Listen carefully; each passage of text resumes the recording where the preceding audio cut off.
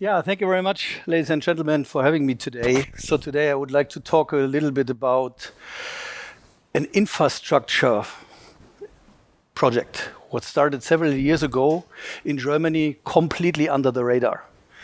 And it developed in the last year to one of the most precious lighthouse projects. Once we are talking about orchestrating care, patient flows in Germany. It's a completely mind shift. And today we are here together with one of the customer here who's going to join the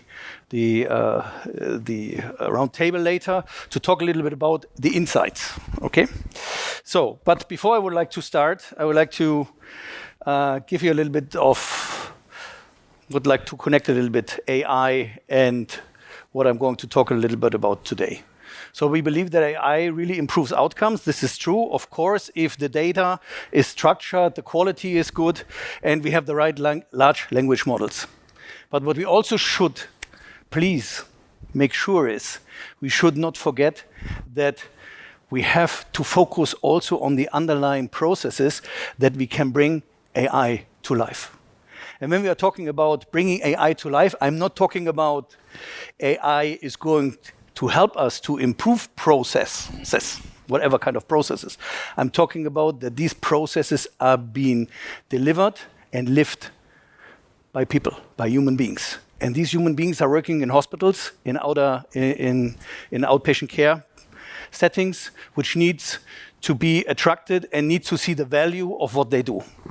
And today, therefore, the goal of my presentation is more or less to focus on two different things.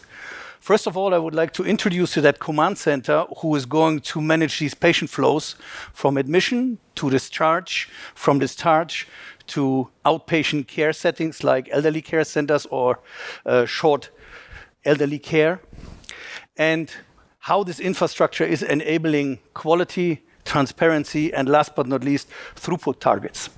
And why is this important today? You know, I'm from sales. I'm always triggered since 35 years, follow the money. And the government in Germany are going to give us now the possibility to improve and to set these things up in a way that he released the Hospital Transformation Act and several other funding procedures where we are able to apply for money to drive these projects, these things to success, to have an underlying component based on what we can drive AI in the future.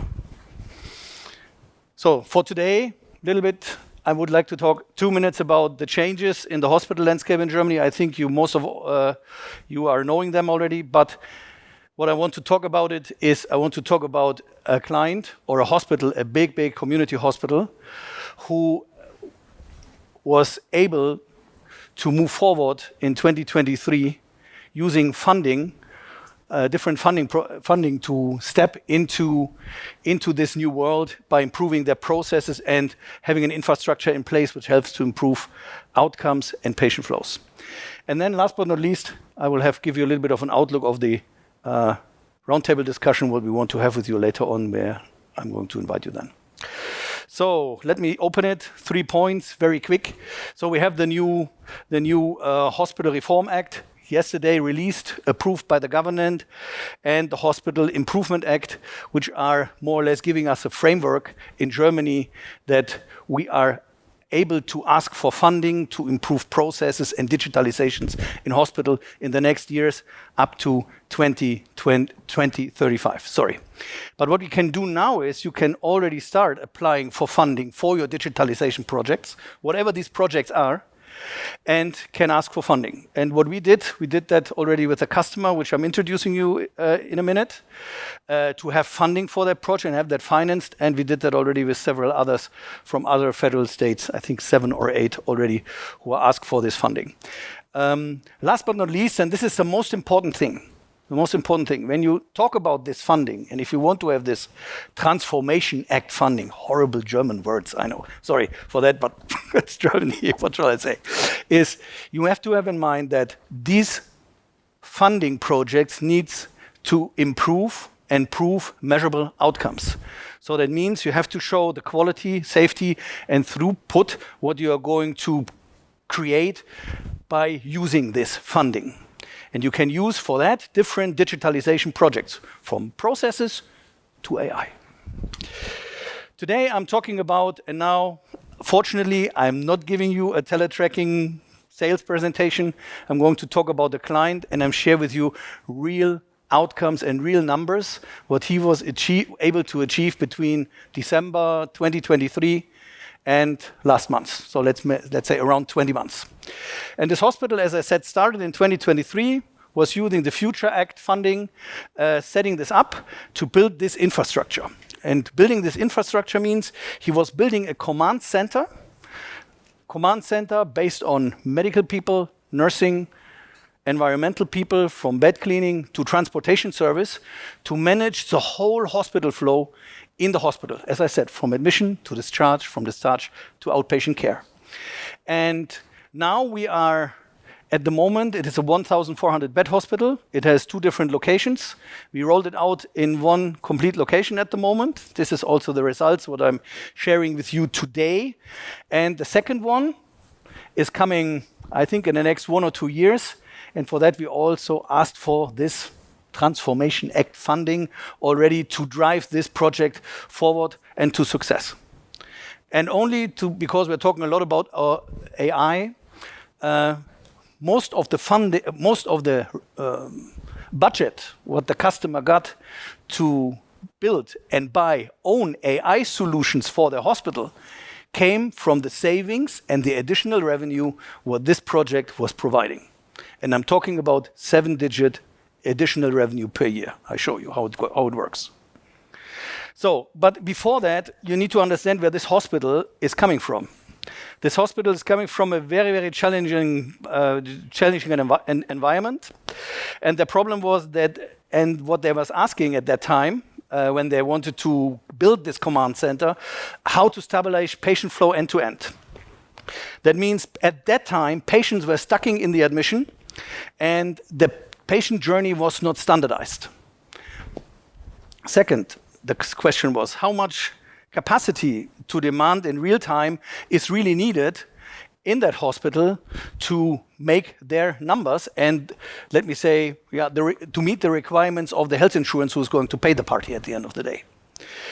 The next thing is, and that was also mentioned in many presentations today, what I heard is, the most important question was, how the heck do I get more clinical time for my medical people, for my nurses, for my transportation teams, and for my facility environmental teams, to make sure that we are able to focus on the right thing, reduce bed times, and especially reduce the length of stay. Only to give you a number, I'm coming to more concrete numbers in a minute. I'm guiding you step by step through that. When this project started, the average time of a discharge was between 2:30 and 3:30 p.m. After the project started and run 1 year, they were able to push 14,000 cases per year to before 12 o'clock. And last but not least, how to make quality transparent and how can I make it measurable? Measurable means it is good to have such tools, it is good to have such a command center, but without having the right KPIs, the right tools to predict and to be proactively react on certain changes, it is worth nothing. Simple example. Imagine if you're in a hospital and you have a transportation team, and half of the transportation team at Saturday morning is sick. So how is the patient coming from the ward to the radiology? How is it coming from the ward to the laboratory to take the blood? It's not possible. So by having KPIs and predictive KPIs, what this customer developed in place, they are able to foresee these curves coming and can react. I'll show you later as well. So last but not least, how this customer started. And these are real numbers. The customer started at December 2023 when the go live started with that project. They had 14 different admission processes. Now I'm going to ask you, why 14 different admission processes? It's very easy, because the neurology had a different process than the cardiology, then urology and other departments. So everybody had some different varieties which were not standardized. They had 17 different discharge processes that the outpatient care providers, in Germany we say the MVZs, the general practitioners and everybody, had big problems to get the right data at the right time to discharge the patient. They had 6 different processes for cleaning beds, means this hospital, a huge hospital as I said, was not structured. Means they had a cleaning team of, Johannes, how many cleaning people do we have? 24 members of staff for cleaning. At that time when they started, they were working everywhere, so where they were required. After the project started, you will see later, they were managed in sections. So section A had 4 members of staff, were working on these 3 wards. Section B had 10, was work, and so on and so on. To shorten the processes, to shorten the time, and last but not least, they have 12 different processes for occupying beds. Imagine, emergency department. I will not forget this when I met these guys for the first time and they told me that. Person came in, so I'm not talking about Elektivpatienten, I'm talking about emergency departments, yeah? So patient come in. It took, Johannes, how long did it took before the project starts to assign a bed?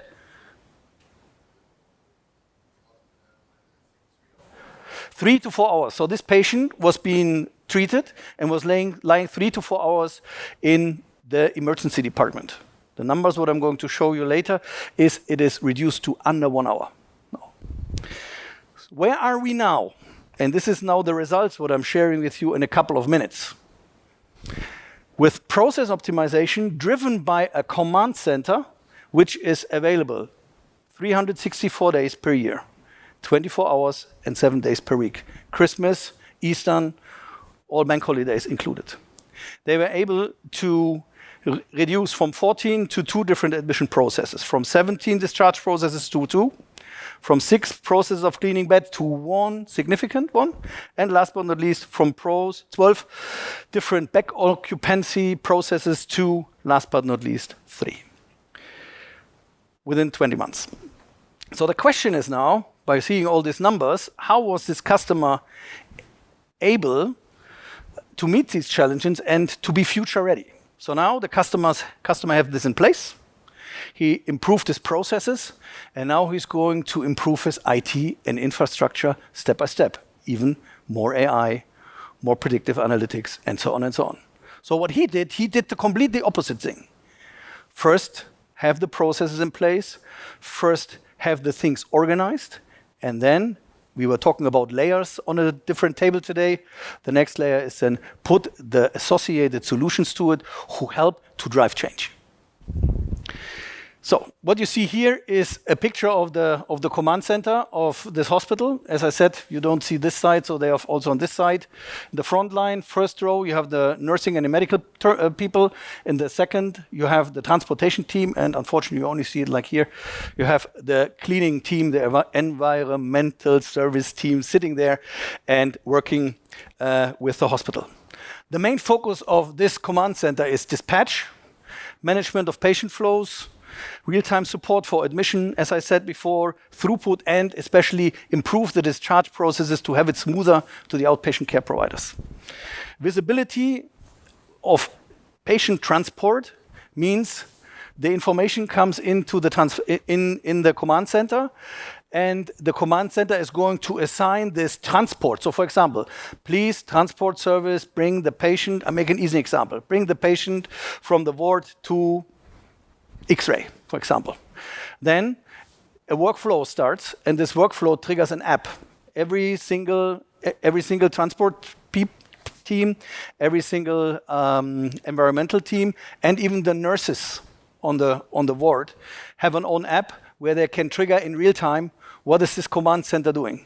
So no hidden processes, full transparency, and always up to speed. And this command center is going to navigate and manage these process steps to perfection. Last but not least, we have when a patient comes into this hospital, we have asset tracking in the bottom. We have tags, sozusagen, tags which patients are getting. There's a small tag what they get when he's been admitted, so that we always know where the patient is. And this is especially important when we have transports with them. Or we have also tags for anything what you can imagine from material, from wheelchairs to beds, so that we know where the transport team is able to find these beds. I was talking to Johannes earlier, a customer, about what was the average time for a nurse or a male nurse to find a wheelchair to bring a patient from A to B. With these simple things it took them sometimes 10, 15 minutes to find the right wheelchair or to find the right stuff which could be used to bring the patient to the specific treatment. This is now over. What else do we have? What is the command center doing? As I said, it is managing the flow, the capacity and the stuff. It is optimizing admission bed, discharge, and orchestrate everything. So he's more or less the single point of contact for all of these different departments.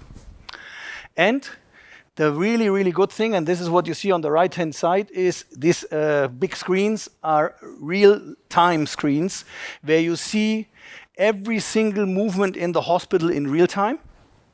And you can immediately react, or you can send an alert to the senior management level when there is a specific alert. You can define these things where they have to make a decision on to change things or not. Full transparency. Last but not least, because maybe interesting, we were talking about crisis operations in one of the tables. One other thing what this hospital was thinking of is, what if we have a COVID pandemic again? How can I make sure that I have immediate one-click visibility on all beds in the whole federal state or in the whole landscape where this hospital is? With this solution, you have that. One click, you see the beds in the hospital, if they're occupied, if they're not occupied, who's laying in there, and you see the outpatient care partners like elderly care centers as well, if you want to discharge a patient, to see how to place them. Last but not least, why is that important for this Transformation Act goal? Also, I'm coming back to this funding, right? Because this is the thing. Because we are with TeleTracking, I don't want to make any advertisement for TeleTracking here, but we are many, many years in the market. More than 20 years, we are global market leader in this patient flow. We are working in other countries with one of the biggest AI solutions in the world together, which is not allowed in Germany. You can read it in the newspaper. But what we have here is we are able, at the end of the day, to bring all the different kind of aspects together that you are ready to send in your funding request. It doesn't matter if it's based on processes or is an application-based funding. And it doesn't matter, and you know this, you're all experts, you know this new funding procedure and the new regulations are also introducing new payment methods. I will say the word in German, Leistungsgruppen. So in this Leistungsgruppen are going to change the way how hospitals will be paid. And how is a hospital being paid in Leistungsgruppen? Easy.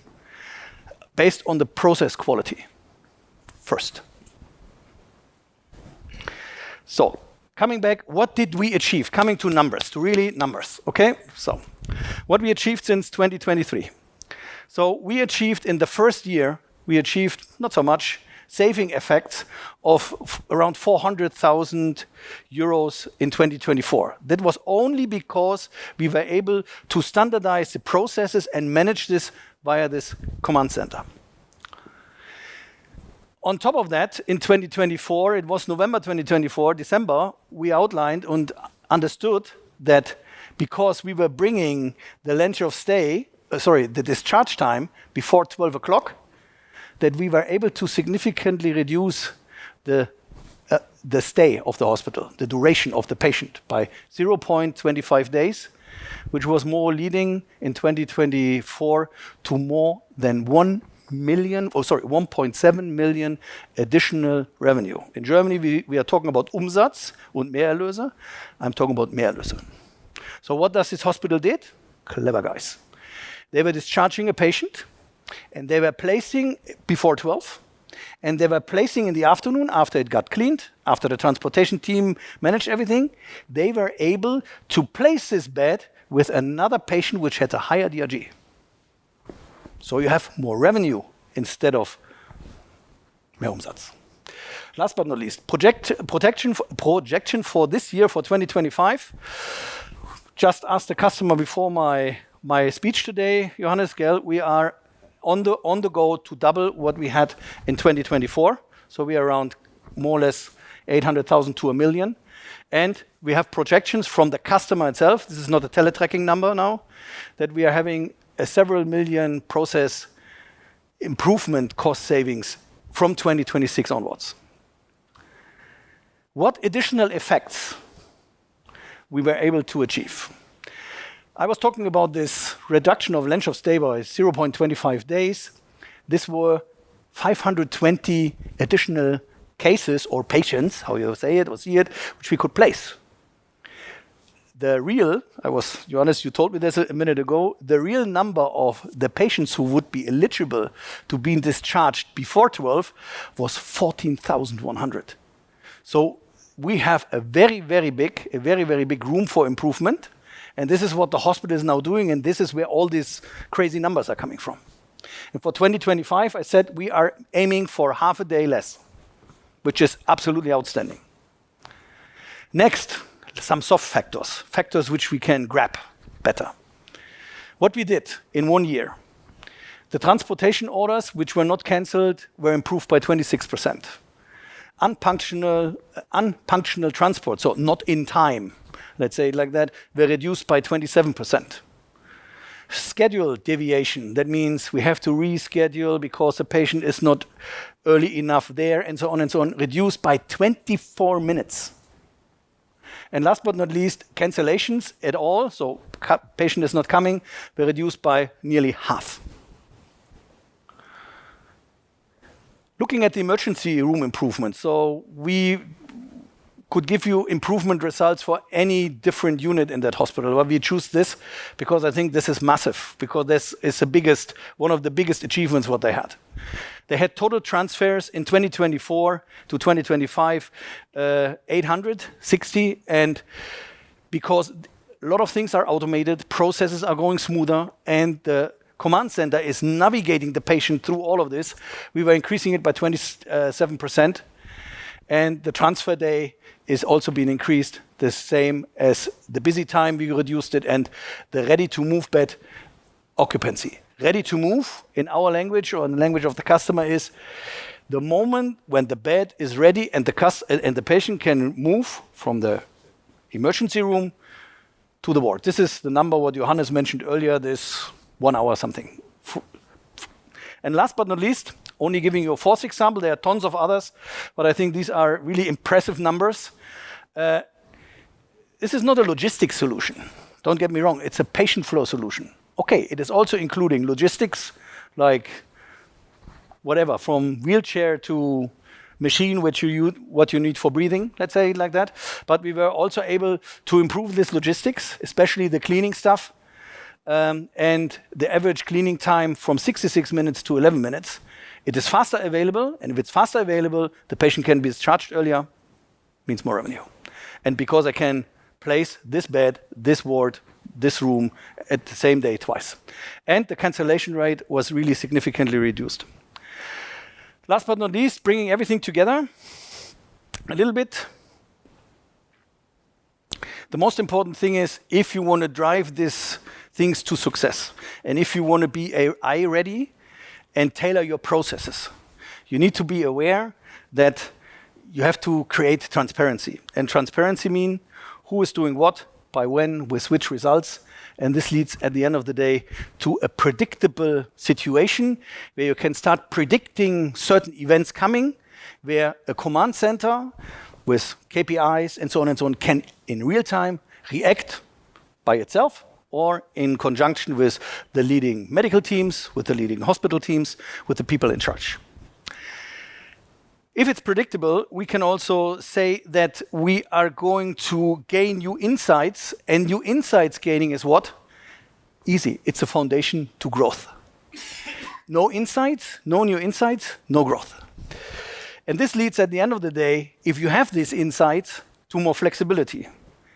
Means react daily, hourly changes, and be flexible as possible. And this flexibility is leading to a consistent quality, where you can really use also for your quality assurance and your audits, what the hospital is using. Johannes can talk maybe later about this a little bit, and to see how we can improve quality of this hospital. And last but not least, once you have all of these things in place and you have such a process optimization being delivered, you have a foundation for sustainable business, which could also grow into AI, into clinical decision support, and in other kind of areas. And this is a sentence what I put on the top, which is coming from one of the hospital CEOs. The real challenge wasn't the software, it was a patient flow. Because with the patient flow, we got the money to fund everything else around this.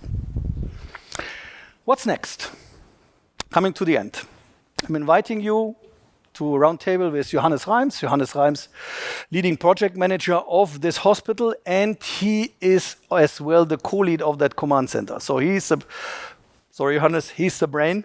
And I thought it is a very good idea that I'm not doing that. So my customer is talking to you, and you can ask your questions in the way you want to ask to maybe get new insights, new ideas, how you can do it at the end of the day. Yeah, we will also outline a little bit about the Hospital Transformation Act, because we did some project sketches for funding as well, if people are interested in. And don't worry, it will not be a monologue as it is of today. And now with me, we are trying to do in the roundtable an audience-driven exchange. And we try to answer every question. In that case, thank you very much.